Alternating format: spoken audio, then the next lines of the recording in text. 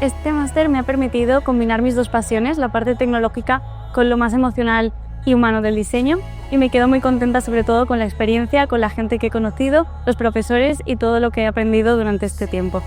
Ahora mismo ya puedo empezar una aplicación desde el principio, desde los wireframes y la parte más de diseño UX y UI, hasta el desarrollo frontend.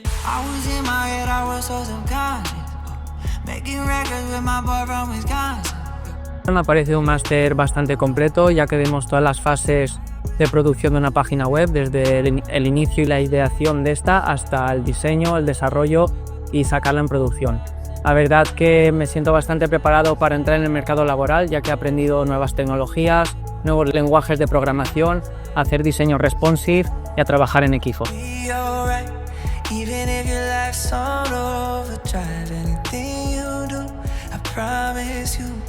La verdad es que yo venía desde cero, no tenía ni idea de nada de programación web y la verdad es que en 9 meses he aprendido muchísimo. Me siento bastante preparada, he cogido muchísima confianza al hacer este máster porque de no saber hacer nada a poder hacer una página web entera,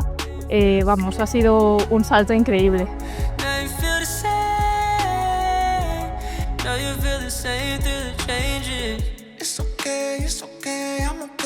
La verdad es que he disfrutado aprendiendo de materias con profesores que se notaba que sabían bastante de lo que hablaban, y la verdad es que a mí me han contagiado esa pasión por un tema que pues, yo el diseño lo controlaba, pero la programación era algo que no había tocado. La verdad es que entrar aquí me ha ayudado a definir bastante y acotar el tipo de empleo que quiero tener y cómo conseguirlo. Entonces, por ese lado estoy bastante contento.